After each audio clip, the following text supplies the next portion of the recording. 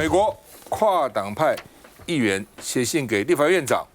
还有给郑丽文、黄国昌朝野领袖那一共说有37个人那到底写什么呢？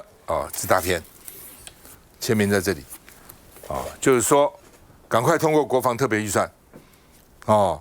他说呢，这个中国军事压力不断升高，台湾应该通过一个强有力多年期的，这预算好分很多年编列特别预算，这个才能展现你自我防卫的决心，否则你根本没有想防卫，你自己不防卫自我防卫，你干什么那说呢，这个当然这个美方也说，华府对美国军售一再延宕，也在升高这个不满那我们向你们承诺，也会加快脚步然后呢，这个美国跟台湾双方都必须是更多买我更多武器那刘许婷说我们会回应美方的期待黄国昌说台美应该彼此尊重各自的民主程序，你们美国有美国的程序，我们台湾有台湾程序你来干嘛管我们？柯文哲说军购条例如果有道理就会通过这个不是绿白合，是让台湾往前走那另外呢，这个美国一个国会的前研究员叫做简淑贤，在美国国会听证痛骂国民党，说 KMT 叫 Kill Me in Taiwan，Kill Me in Taiwan 应该是 KMIT 才对他这个 I 不朗 Kill Me in Taiwan 这是缩写，就是说来台湾在台湾杀了我然后说国民党呢这个能够有能力承接挑战，做出自己的国防战略吗？那另外呢，这个网络说，那台湾整个送给美国好了于大为这个表情耐人寻味，还在笑，有什么好笑的你说看后面的民进党大使有多开心另外呢，这个牛许婷也委托 TVS 民调中心做一个民调了那你担不担心国防预算排挤其他预算？担心51%，不担心41%。你担不担心军购延期交？担心56%，不担心31%。然后特别预算1.25兆，支持40%，不支持45%。所以各有各的支持者那我们看是否支持特别预算？44%支持，45%不支持。是不是担心延迟交货？56%担心，31%不担心。是不是赞成增加国防预算？61%是赞成的，29%是不赞成的。国防预算会不会排挤其他的？51%又认为会排挤，40%又不担心看看美国怎么骂国民党。美国国会众院中国事务委员会针对中共以认知作战边缘化台湾举行听证会，前美国国会研究处研究员简淑贤重话批评台湾在野党阻挡国防特别预算，而出席旁听的驻美代表于大磊一时没做好表情管理。Does KMT secretly stand for Kill Me in Taiwan? Is it the Kill Me in Taiwan party?美国总统川普将在4月访问中国，议员也计划在4月休会时组跨党派访团到台湾。简淑贤表示，川习会除了担心可能的联合声明，甚至是损害台湾利益的第4个公报，川普的随口发言也让他担忧。Off the cuff ad hoc remarks by President Trump at the meeting, where he's not sure about the nuances of U.S. policy towards Taiwan. 前白宫国安会东亚及大西洋资深主任拉普霍伯敦促国会果断行动，消除北京认为台湾是可以拿上谈判桌讨论的念头。川普政府近期公布的国安战略和国防战略都没有提到台湾关系法。拉普霍伯建议国会在3月底之前通过决议案，重申台湾关系法，将所有对台政策要素编列入法，并且完成对台6项保证法案的立法，让美国对台政策表述没有模糊空间。老沈怎么看 ？Kill Me in Taiwan？ 不是这个东西其实有关两岸关系跟台湾的未来，就是所谓的战略思想你要想想看，会打吗？什么时候打？打起来怎么个打法？我个人我人小，我年轻没有用，但是我要讲给大家做参考。我觉得对台湾最有利的境界是2只老虎，2只老虎，2个流氓。刚好势均力敌，不分上下，永远这样下去如果有一个远远超过另外一个，那我们死完蛋了。美国超过中国，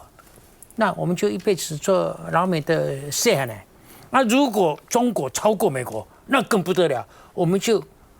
不统也得统啊，对不对？但是两个不相上下啊，不好吗？很好啊。现在3月底，川普就要去北京，就是不相上下，有差啦，差个2成，但2成够了，差个2成就谁也不敢动啊！你谁也不敢动，我讲过的，我的金句你一定要记住，你都记别人的，都不记我的，就是美中无事，台海无事，你不要搞得台海无事，自己有事。我们现在就是自己有事。我们你看，什么国民党跟民进党一天到晚吵个不停，因为是只有国民党能够处理北京，只有民进党能够处理华盛顿，然后两个又说，你不对啊，你也不对啊，你卖台啊，你卖台，没完没了，这是不对的。但是呢，有人说，要有共识，在野两个党要有共识，不会有共识的。只要老共不放弃统一台湾，这个两岸政策，台湾的2个主要政党不会有共识，啊，不会有共识，有不会有共识的做法。当2个大老虎刚好势均力敌，目前暂时停止，就是起码有1年，他们不会斗，太好了，我们大家就放下心结，把台湾建设成比现在更好的国家，更幸福的国家。大家都高萨的就要讲，要变成东方的瑞士，要变成海上的乐园啊，怎么都忘掉了呢？你把这个往上推到全世界没有一个国家比我们更好，谁敢对台湾动手？对不对？是不是啊？你相信吗？你有相信啊？你没有理想啊？略不同。你是没有理想啊？我觉得台湾呢，实在是有点，我觉得某个程度上就是我觉得没有什么出息啦哈。就是说美国的这一位简淑贤，他不知道是什么来历哈，说是国会的这个前研究员啊，他这样子的一个批评，然后呢被就是绿美啊绿营的人呢，看了就见猎欣喜啊，就觉得说啊骂得好骂得好。但是呢，你事实上我们作为立法院哈立委。他们在国会呢审查预算，有我们的坚持和立場，然后你就任令这个一个国会的美国的国会议员前研究员这样子来作践，这个是对台湾来讲是一件好事吗？我觉得当然不是哦。而且呢，我要非常非常的严肃的来请教这个美国的参众两院的议员了啊。如果他们清楚的知道说，今天在台湾呢，为什么现在的国防特别条例的预算会面临审查的一个僵局？其实最重要的关键呢，当然就是一开始的源头就在于是赖清德政府他们不愿意通过立法院的预算案不愿意为这个军警消人员的加薪如果说今天呢，美国国会难道会支持白宫？他完全无视于美国国会所通过的预算案、法律案吗？我相信这个美国国会议员也不可能会去同意这样子的一个行为嘛，哈。那第二点就在于是说，其实我们已经一再强调了很多遍了啦，哈。我们之前呢也讲过，就是傅昆萁呢他已经表明了嘛，哈，过去呢不去审查国防这个特别预算，最重要的就是因为你怎么拿两张的 A4 纸就要我们通过1.25兆的预算。那你提出了这个细目之后，像美国之前的时候有3000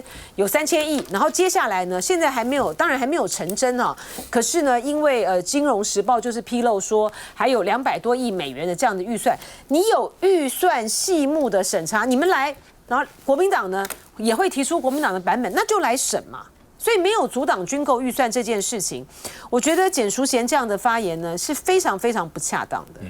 来，荣介兄，讲到台湾要不要维持这个战略，我跟你讲，现在所有建制下来啊，好的战略，包括当时买的幻象2000 F-16都是国民党，民进党哪里有战士战略的人才？都是国民党，好。你不会比国民党更爱台湾，你是爱台票，你不是爱台湾的，卖个转了啊！他讲说，这个国会议员呢写信来，坦白讲，我真的告诉你们美国这些好朋友，你真的不要伤害台湾人对你们100%信赖的那个情感呢。你把你写的信交给台湾每一个朋友看看，你会伤了他的心呢。你还欠我们5000多亿的东西还没交，你现在叫我们再拿1兆2500亿，你说你保证会交货，你搞他骗他宰没加罪了啊！你有这样做生意吗？台湾啊，什么不是强项？我跟你讲，台湾2300多万人，几乎每一家户户哦，包括农民在内，都有人搞过贸易，都有人做过生意。好，就算我今天是在菜市啊卖菜，啊我甲你买菜，啊你无菜人教我，啊我钱付你了啊，啊你即马佫叫我后礼拜爱佫付你钱，要佫甲你买菜，啊，大姐、阿姨啊，安尼对哦？有人安尼买的吗？美国即马欠咱5000几亿的产品哦，啊有人拢国防的军事哦，这武器哦，伊佫叫咱。爱个买1条2500亿，这1条2500亿内底3500亿，伊是开3500亿的清单来。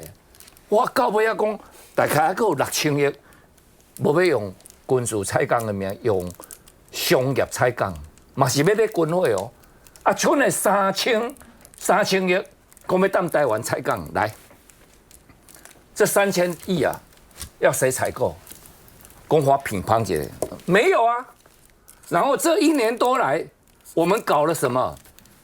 卖低米的，卖军火；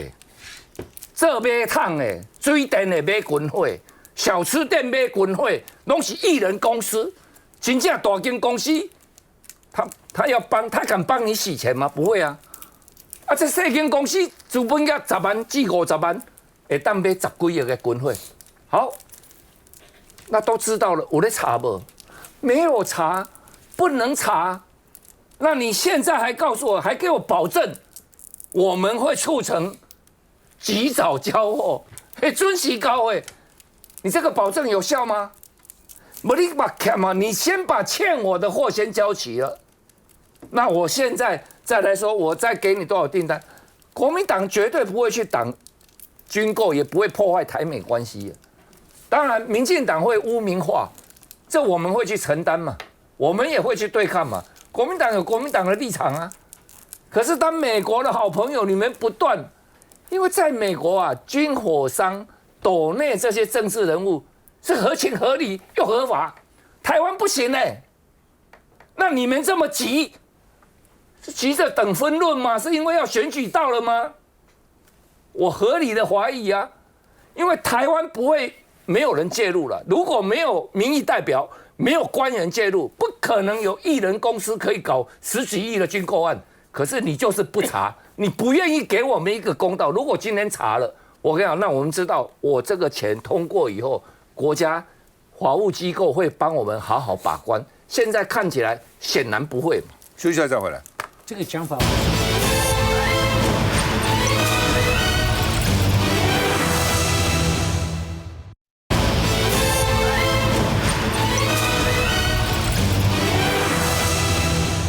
那么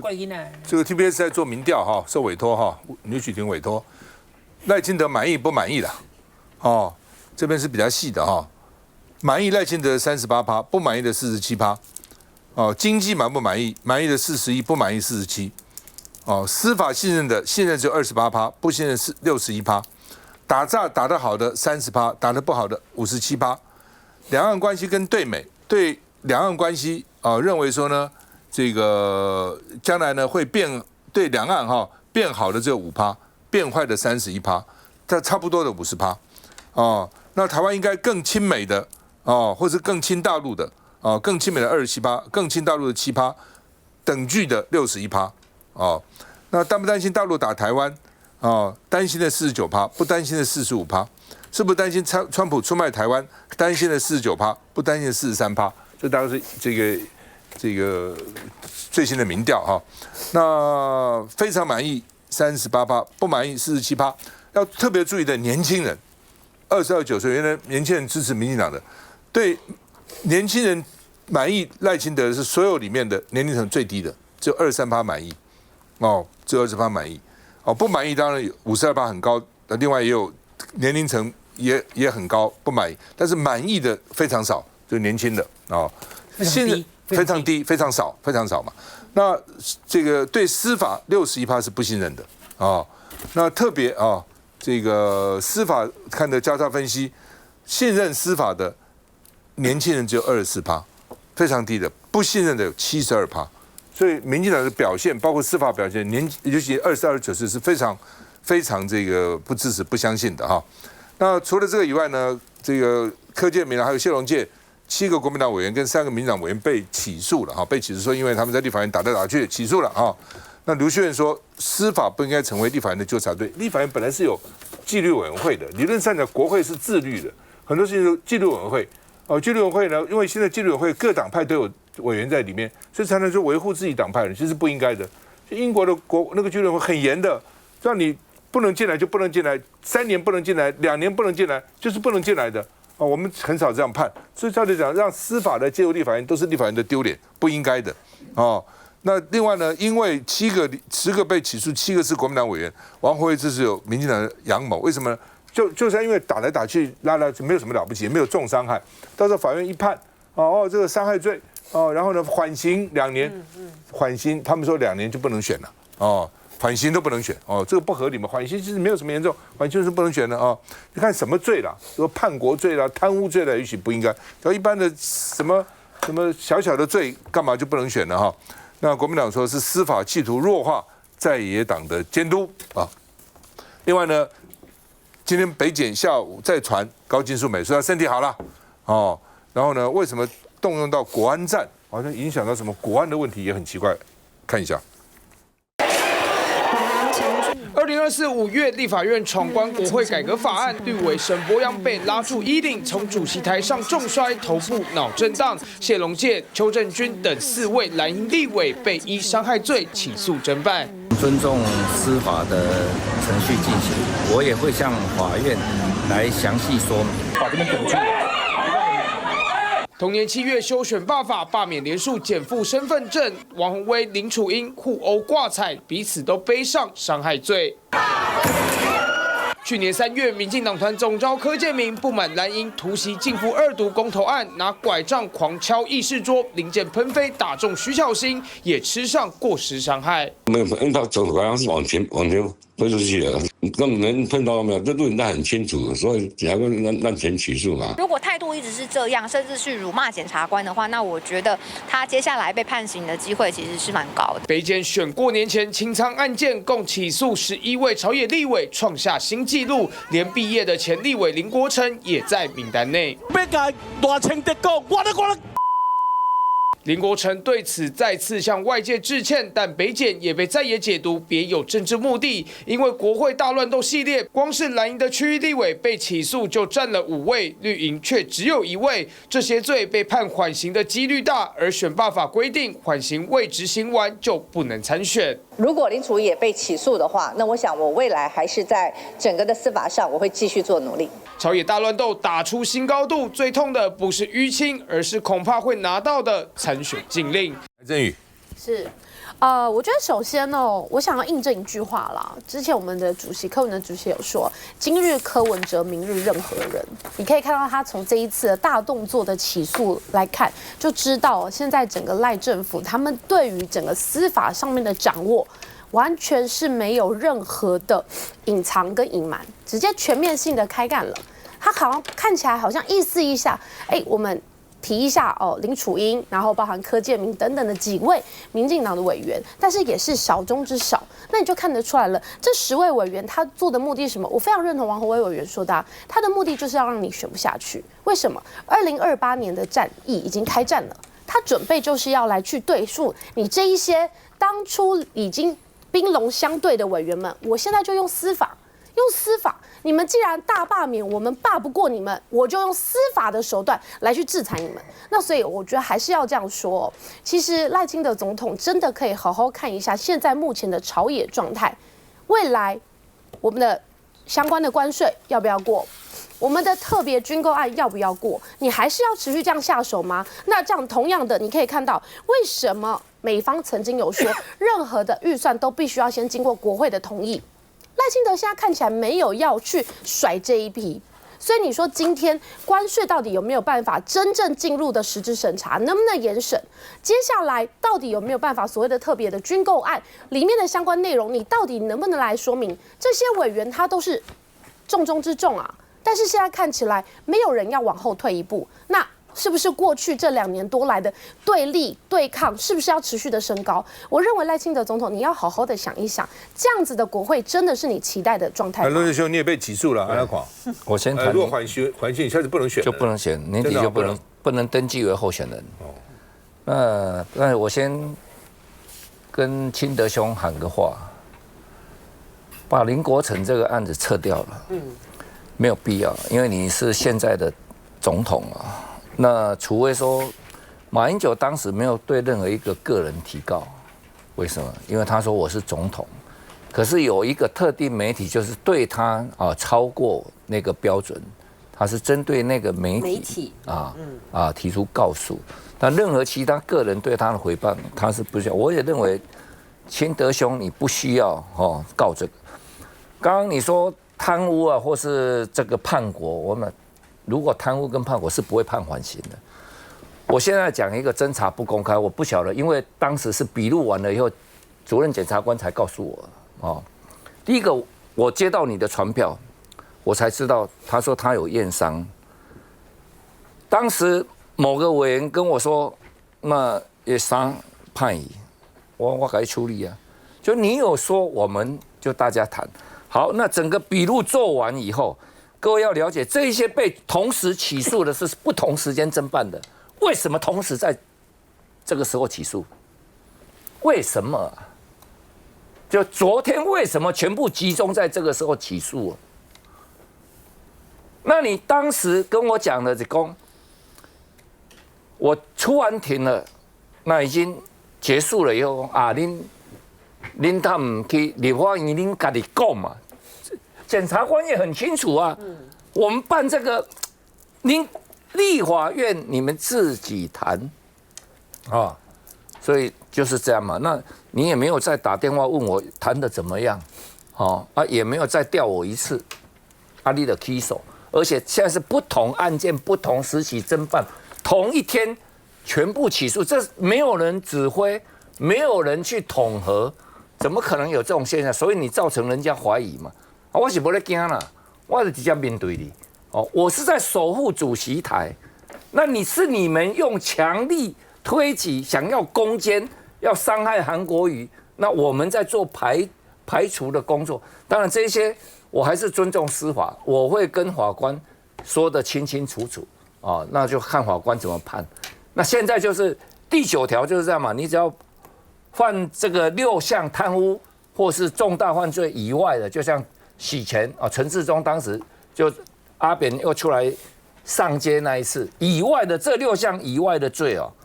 那尚未执行或执行未毕，于缓刑期间或行刑权因你以时效而消灭的时候，你就不得登记为候选人。所以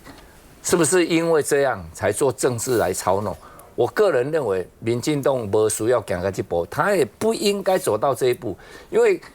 世事如棋，局局新了，人情事纸张张报，每一局的选举都是新局，也不会因为你这样弄了，搞不好你换出来的人更强，你得不偿失啊。所以你们会修法吗？一定，本来1月就要修嘛。那大家因为看到了，民进党也有很多人觉得，这个等于已经剥夺了一般人的参政权，这对宪法来讲，基本上就已经快达到违宪的层次了。就是你今天车祸，你跟他有和解，判1颗罚金，你可以参选；没有，有和解，没有和解的判1颗罚金，你可以参选；有和解的就让你缓刑，将来没有案底，你不能参选，变这样子。所以还不如交了钱算了，如果要选举的人。不交了钱就算了嘛不过基本上这个就刑法上其实是有褫夺公权了褫夺公权就不能选，那也没有褫夺公权，是一个小小的案子，所以因为缓刑是比较轻嘛，骂人也会判缓刑，因为轻嘛才会缓刑嘛轻才缓刑，结果缓刑反而不能参选了。老师你要补充？那我觉得我讲过，就是国民党还没有碰到习近平就是哈巴狗，民进党碰到老美也是哈巴狗，但是回到家里两边都不是战狼，这个是假性战狼，你讲就是演戏的。所以呢，大家都在讲说朝野要先和解，和解说来是很容易，做起来是很难。就是从这里第一步吧，就朝野通通撤回在国会吵架的案子，通通撤回嘛，那就没事了，对不对？还有我讲民调，我跟你讲，我们年轻人的民调的对这两岸问题的看法，跟高市早苗这次大胜的日本的年轻人的投票取向不一样啊，不一样。为什么？因为老中没有要并吞日本，老中要并吞台湾，所以这一点如果是我们的年轻人的这个意见跟日本一样，那国民党就彻底的没救了。但是我们这里的年轻人不一样，所以国民党好好想一想，还有希望。接下来再回来，李长。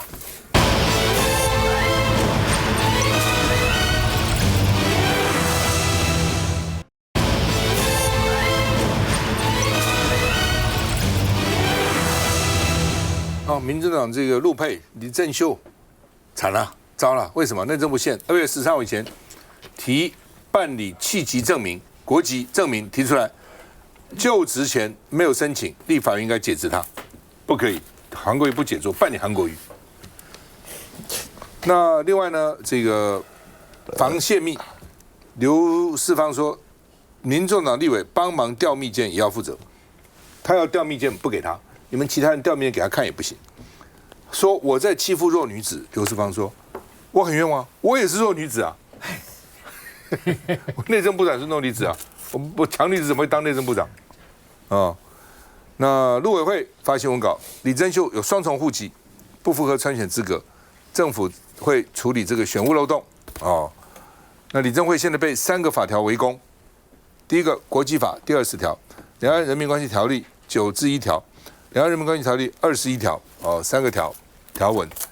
那民众党团说他的资格被不当扭曲，邱垂正不适合当陆委会主委那另外呢，柯文哲说话了，说你有本事就说他是外国人嘛，他如果不是外国人，又要他用国际法，不是很奇怪吗？他就应该两岸关系条例，怎么会变成国际法呢？黄国昌说呢，现习是今日要补件，对特定委员发动政治攻击。那李珍秀今天哭了，他说27年前我就办了注销户籍的证明，怎么没有呢？这是他注户销的证明，户籍可以注销，国籍老公不给你注销，我们看一下。他说他2025年才赴中国办理户籍注销，并取得证明。那如果按照我们刚刚21条那个起算点的话，他可能才1年而已啊，没有10年啊。不，你在大陆仍然有户籍的话，你当然就会丧失台湾人民的身份。质疑民主党陆配立委李珍秀参选资格有问题，毕竟李珍秀才坦诚去年到中国放弃户籍，按此推算，恐怕要在10年后才能参选。而根据《两岸人民关系条例》第21条，非在台湾设户籍10年不得登记参选；第9之1条，台湾人民不得在大陆地区设有户籍，若是双重户籍，就丧失选举相关权利。而内政部也下最后通牒，限期在13号要缴交放弃中国大陆国籍证明，但李珍秀的态度是这样。我还真的接到了，然后我还在数，我说岳飞12道金牌，目前我接到2道金牌了哈，我真的收到2份那个内政部的，但是说老实话，我打开都没有打开过。内政部已经寄送第3次通知，但李珍秀连看都不看，真的不怕丧失资格吗？我们要提名的时候，一定有经过审查嘛，中选会要审查他的那个参选资格嘛你那时候让他参选。然后现在也中选会颁发当选证书给他，然后现在突然讲说，这个什么叫政府部门不给他咨询，然后不接受他的这个要求，要调阅文件嘛那这不是很奇怪吗？柯文哲力挺自家立委，在轰制度不合理。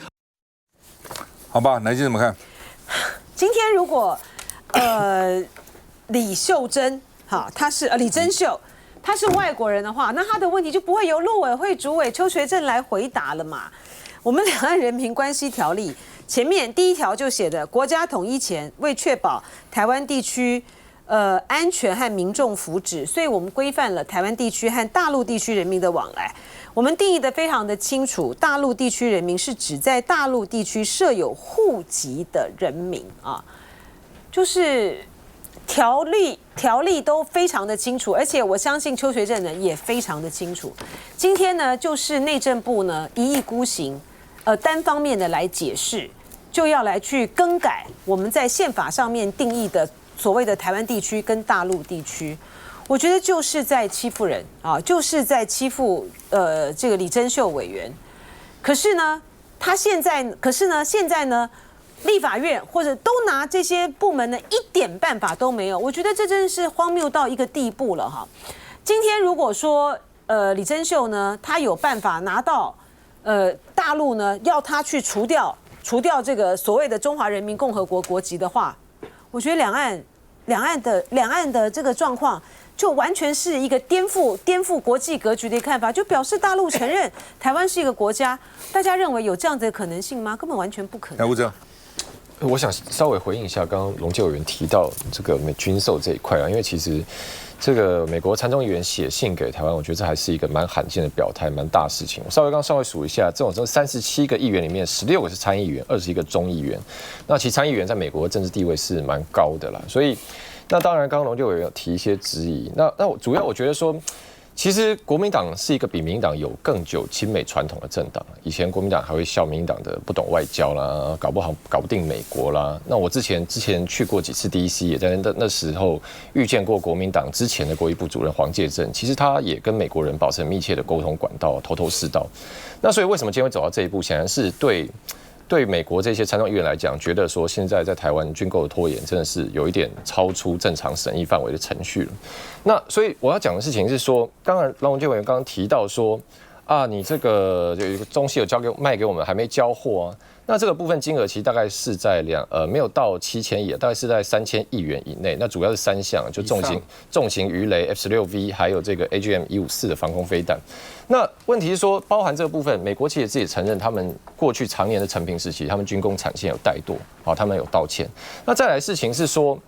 我们跟美国其实也不单纯是在商言商的逻辑嘛，在商言商当然可以说，你货没有给我，那以后下面免谈。可我们在台湾都知道，今天万一台海周边有军事冲突，其实我们是期待美国的航空母舰、美国军力来到我们周边区支援的。那就是说，他们的人、他们部队、他们装备也会暴露在死亡的风险之下。我讲直点这样，那包含美国跟台湾军事援助，他们今年的国防授权法案是提供10亿美元的军援，这是单方面美国提供300多亿，包含说协助我们做军事训练，然后支援我们等等。所以我觉得在政治上，其实我们还是一个紧密相连的关系啊。这是为什么美国现在会觉得紧张？我觉得也不是什么单纯他们想卖更多军火，因为川普光1年要增加国防预算，他们国内就增加5000亿美金，你8年1.25兆，1年1500亿台币，那也就是50亿美金，1%而已。所以真的不是什么美国军火商想要来赚台湾这个大饼。那回来李珍秀这个事情，那我觉得当然现在有几个条文的冲突了，包含说国际法的规定，包含说这个两岸人民关系还有户籍的规定。但我觉得一个根本上的前提还是在于说，我们对国家跟忠诚义务要求啊。当然大家会质疑说，国际法规范公职不能有双重国籍，那到底中华人民共和国是不是一个我们承认是2国好了，国与国，它到底是不是外国？可是我觉得大家想一个问题是。回到根本上来讲，为什么我们要定双重国籍不能担任公职？就是我们对于国安的一些基本的门槛要求嘛。那中国毕竟现在他们是最认真要来突破我们国安的嘛。我讲这大家同意吗？你在台湾，我们也没有破获法谍、英谍、美谍、澳谍都没有，但共谍可能很多，所以。我觉得这个接下来当然法令上的这个要怎么适用啊？主管机关、立法院、内政部不同意见，搞不好未来还要去打行政诉讼。但我觉得回到一个最根本精神是，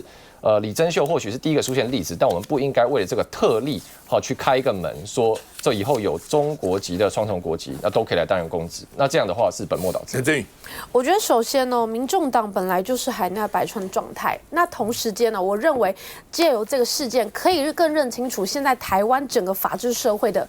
扑朔迷离。为什么要这么说呢？我跟一个前辈特别讨论到，他说李珍秀这个问题真的不是他个人资格的问题，而是现在行政权是否越界了宪政的考验。这是这位前辈他跟我说的。他特别提到现在的法律的位阶必须要讲清楚，为什么？涉及到了陆配权益的法律基础是宪法跟两岸人民关系条例的位阶，基本上是高于国籍法的。那现阶段行政机关是不能用较低阶的法律来解释，去线索所谓的宪法保障的政治权利。所以我觉得这时候，就像刚刚其实我们发言人特别讲到了，到底是用哪一条法律？你看看，连我们执政党的发言人都讲不清楚的状况之下，陆委会有讲，还是以国际法为主。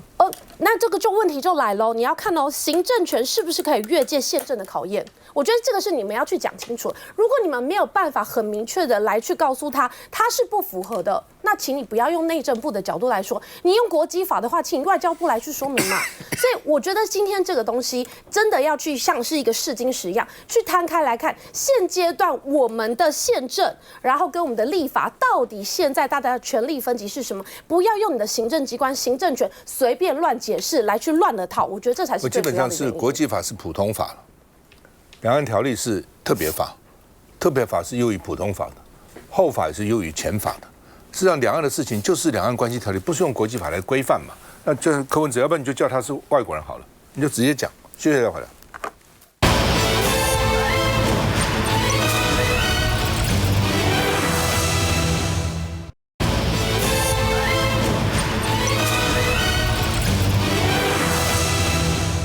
李四川这个终于呢要辞掉台北市副市长，选新北市市长。那昨天接受王浅秋在中广的访问一大早，李四川说太太从头到尾都反对他苦笑说呢这个主要是不喜欢选举文化，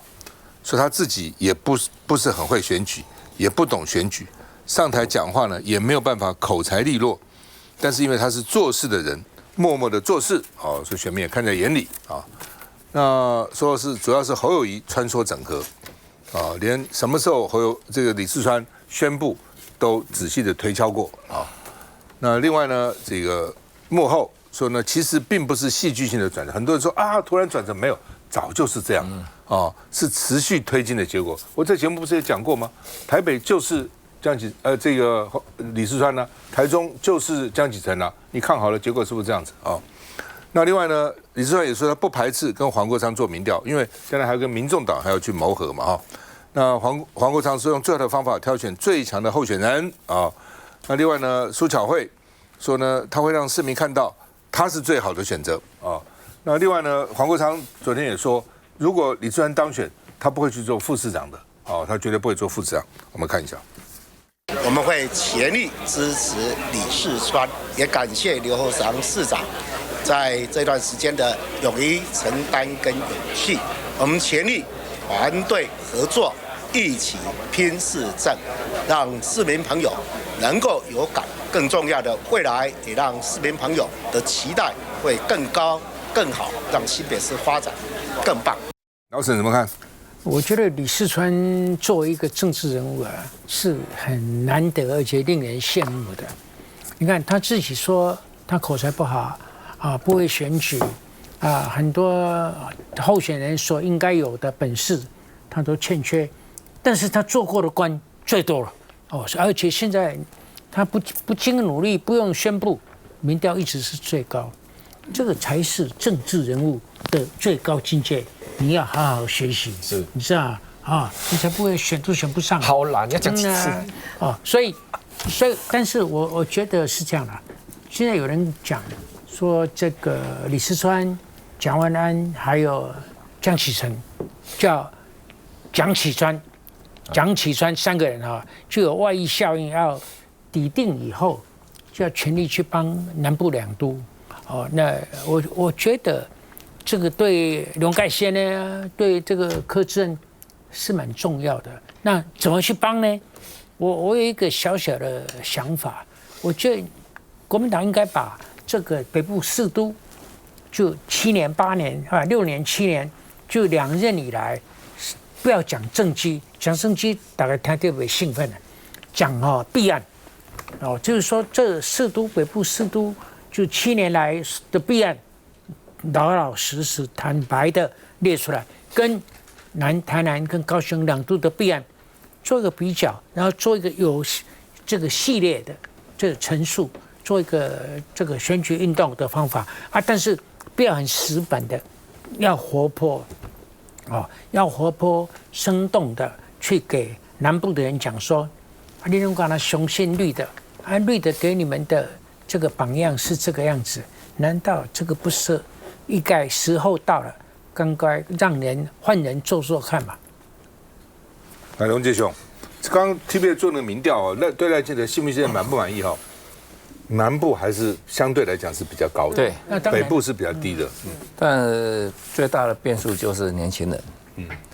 那年轻人基本上蓝白合如果充分结合，其实每个县市都会有机会。因为网络的世代，你可以从日本这次的选举，基本上以前自民党是不打网络战的，但是有网络啊，就等于北蓝蓝绿啊，基本慢慢会打破的。但李四川你要看他的特质啊，就说他是不是有外溢效应。李四川的特质，他离开的他的故乡小琉球以后，他踏上台湾，他就没有，他就是一条不归路。他到台湾举目无亲嘛，所以他从基层的公务员干呢，然后他这一把锤子，你看就是在整个台北、新北这样轮过程的之下，他还当过国民党的秘书长，还当过行政院的秘书长，然后在高雄当副市长，真正让他的专才发光发亮。那1年8个月啊，我跟你讲，投票的时候，很多计程车司机是没有投给韩国瑜的。可是当李四川在那1年8个月铺了640条道路，我跟你讲，大罢免的时候啊，所有的计程车司机几乎都没有去投票，但他们在机场、高铁、街道载到很多年轻人，他就讲挺可惜了，很可惜。那为什么？因为这个道路啊，常年来高雄的道路、台南的道路状况我们都很清楚，但李四川把台北、新北这一套啊带到高雄去，所有每天在开车跑这些道路的计程车司机才知道说，这个真正是做代志，压这个共推啊，压个金细细。所以他在那个时候，然后又回到了民间，最后呢，蒋万安市长又聘他来当这个副市长啊，把辉达的事情又搞定了以后啊，坦白讲，这个时候他到新北市也快要达到巅峰了。来，吴峥，我今天自我检讨，因为其实我们刚刚在聊天的时候，大佬讲说，我们这个节目全世界这么多人看，来宾不要讲一些废话，浪费大家时间。我觉得然后我觉得我每次来都很真诚，但我觉得现在更真诚。好，所以呢，讲直接一点，就是说，对民党来说，这个2026选战很多地方是我们的艰困区嘛，例如说新北，例如台北，这个都是国民党长期执政。那所以我们怎么打呢？其实大家可以看到，民党的基本战略是说先求稳嘛，所以人选赶快底定。然后大家各区的这些台中啦、新北的苏巧慧、何欣纯，现在也提一些政见，这些社会福利嘛，营养午餐免费啦，老人敬老金加码，这种就不伤身体。所以我觉得对民进党而言，我们看这一局会觉得说，当然一些区我们是比较逆风就是说这个基本盘可能国民党占优。可第一个，我们人选先赶快处理好；第二个，这社福政也慢慢堆上来。那接下来怎么样呢？接下来就看国民党有没有机会露出破绽让我们有机会进攻。所以我觉得现在看下来，可能2个地方 maybe 对民进党会来说会出现机会。第一个可能还是年后，当然我们要来处理关税这个事情，因为关税牵动很多产业嘛，当然也会牵动所谓经济选民。那我相信国民党对事情也很在意，不然江启臣不会第一个跳出来说关税应该立法院赶快过这是第一个。那第二个的话，可能就是坦白说了，可能要看国民党中央跟国民党地方之间会不会有不协调的声音出现，因为这一次李四川出来。看起来一些媒体分析说幕后可能是侯友宜在主导，那大家也会问一个问题说，那怎么党中央郑丽文主席到底有没有再去处理呢？如果他能力不好，现在台中啦、新竹啦、彰化很多地方搞不定，搞不好对民进党来说机会又出现了。这个曾宇，其实我觉得李四川是这样子啦，你可以看他在台北市的这几年，我必须说他其实做的真的是不错。而且他在跨党派上面的协调顶耐，我认为是好的哦。当然，所以我希望哦，接下来就是如何跟我们最好的选择 do the best 的黄国昌主席可以去做一个这样子的共识，我觉得这是大家非常期待的。因为黄国昌主席有特别讲到一个，我们希望有个君子之争。如果大家可以看到蓝白大家是有共识，相比较民调出一个最优的人选，我相信这绝对是新北之福。乃菁，我想这个吴峥也不用见缝插针了哈，就说在这个民进党的这个看法里面哈，好像就是希望呢能够现在呢多找出一些国民党中央跟地方的矛盾，就会对你们的选举有利哈。那如果民进党的这个胜算就建立在这一点点你不可能看到的这个情况的话，那就还是趁早呢死了这条心。我觉得就国民党中央来讲，其实很简单哈，把所有的光